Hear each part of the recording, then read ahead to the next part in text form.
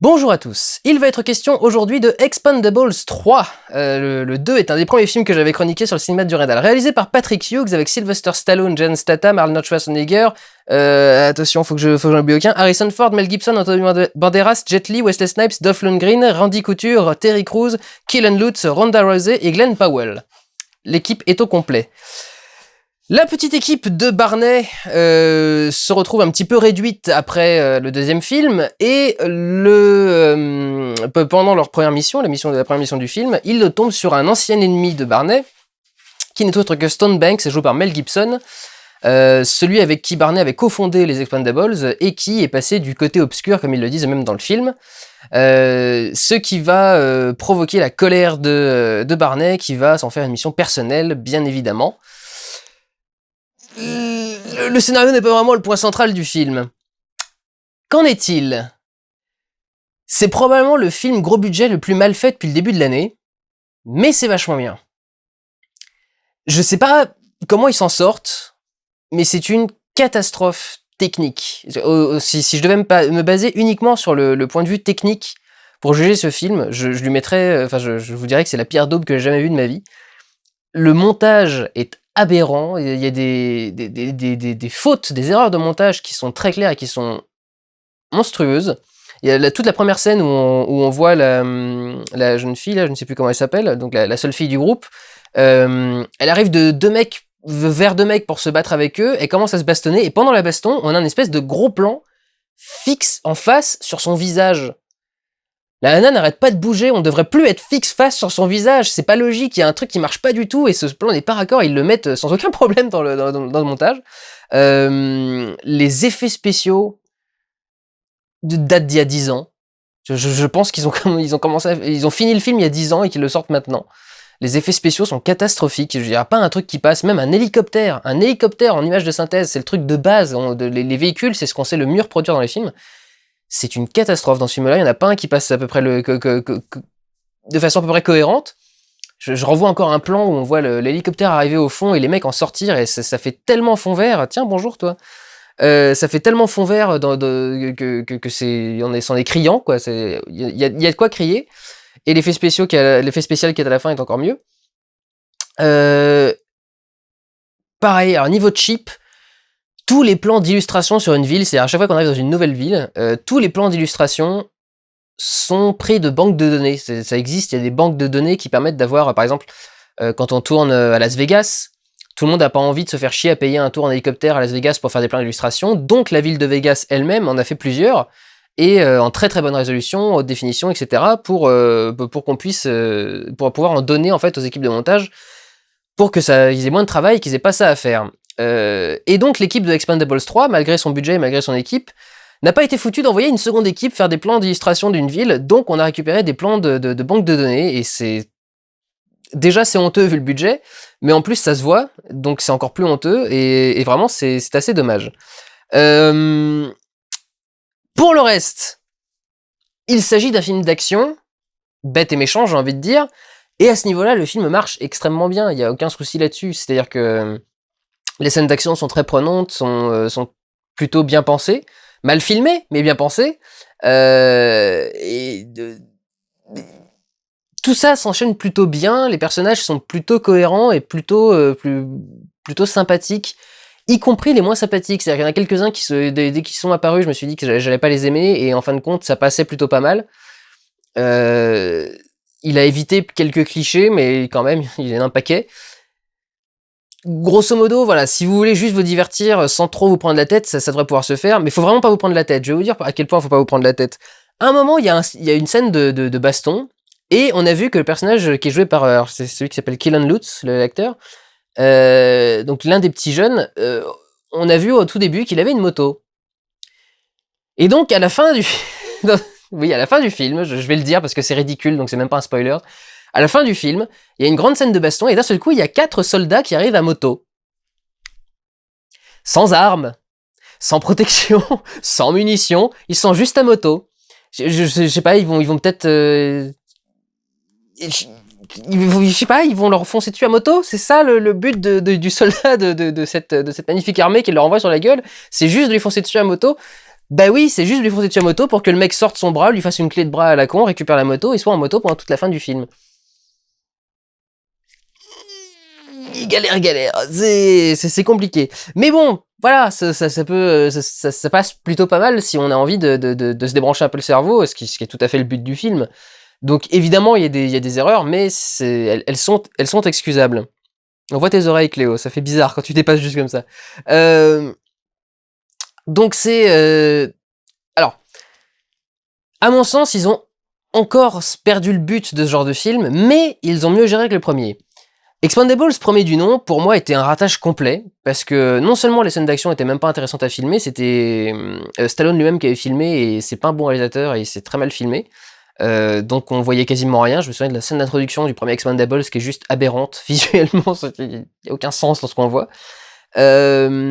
Donc voilà, le premier pour moi n'était pas bon déjà au niveau de la réalisation, mais en plus au niveau du délire dans lequel ils entraient, parce qu'ils sont allés dans un truc ultra sérieux. Moi je suis désolé, je ne me suis toujours pas remis du blues du mercenaire que nous sort Mickey Rourke en milieu du film, enfin oui, au milieu du film à peu près, qui sort de nulle part, qui ne va nulle part et dont on se fout complètement et qui a vraiment rien à faire là. Et j'ai vraiment, quand j'ai vu ce truc-là, j'ai compris que le mec n'avait pas compris quel projet il est en train de faire et qu'est-ce qu'il est en train de faire.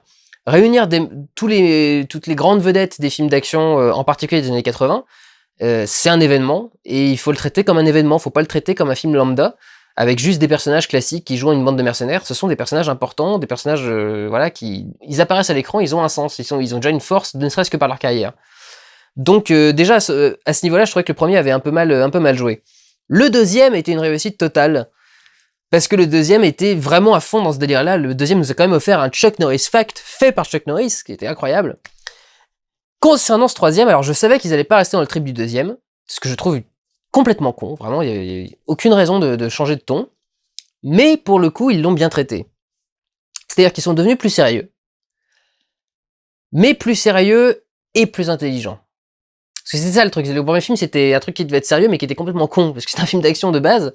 Et là, pour le coup, ils ont fait un truc qui était beaucoup plus intelligent et qui était beaucoup plus sympa. Alors évidemment, vous allez pas, c'est pas des définitions de, je sais pas, de théorèmes inventés par Newton, mais c'est beaucoup plus, comment dire, grave et adulte et plus sombre et mieux géré et beaucoup plus intéressant à peu près tous les niveaux en fait. Donc voilà, c'est plutôt bien traité, et les quelques passages humoristiques qu'il y a qui jouent vraiment sur la carrière des acteurs et sur ce qu'ils ont, enfin sur leur image, sur les symboles qu'ils dégagent, sont plutôt drôles. Mention spéciale à Schwarzenegger qui doit répéter 5 fois pendant le film Get to the chopper. Et il le fait, enfin voilà, t'as l'impression qu'il s'éclate et qu'il a fait ça toute sa vie bien évidemment, mais là t'as vraiment l'impression qu'il l'a fait encore hier, il le maîtrise parfaitement bien. Et on sent vraiment qu'ils ont mis la réplique juste pour les fans. On sait très bien que la plus grande réplique de Schwarzenegger, c'est Get to the chopper, parce que avec son accent autrichien coupé au couteau et qui n'arrive pas à bien faire le mot chopper qui fait avion. Bref, hélicoptère. Donc voilà, c'est plus sérieux, plus intelligent, mieux géré. Après, il y a un truc que je comprends toujours pas, c'est qu'à mon sens, bien qu'il l'ait compris dans le deuxième film, il a toujours pas compris ce qu'il a entre les mains avec cette bande de petits jeunes.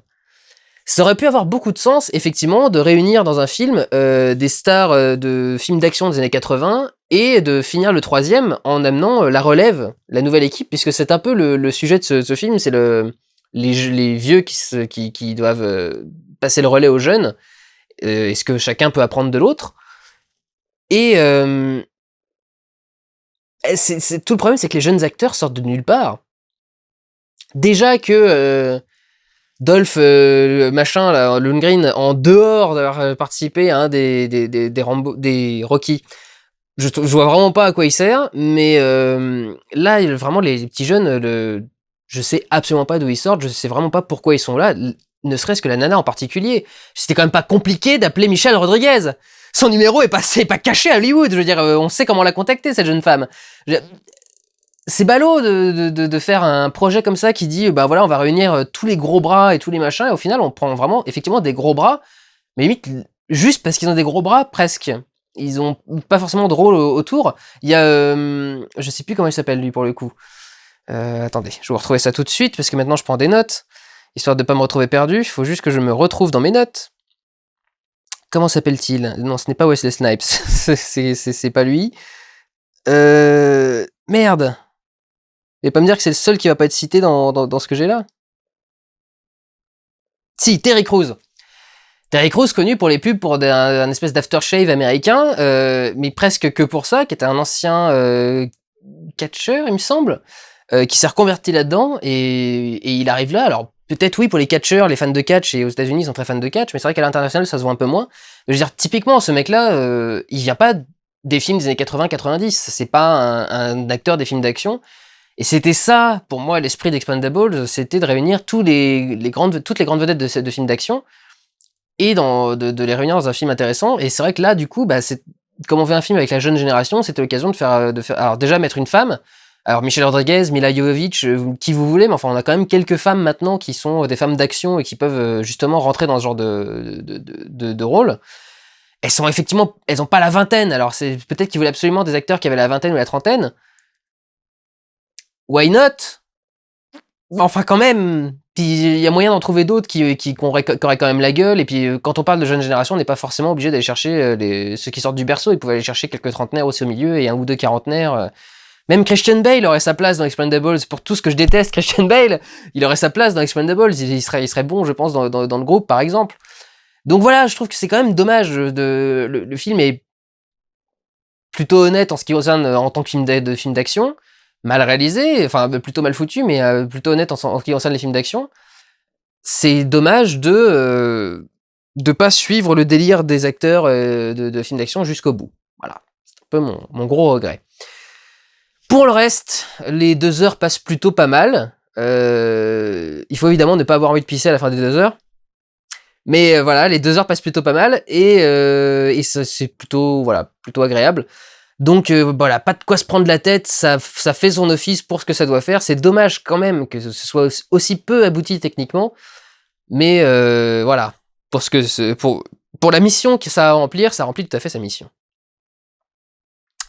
Donc voilà, pour les Expendables, dernière mission, on va dire passable, mais mission accomplie quand même. Prenez soin de vous, allez voir des films, ciao!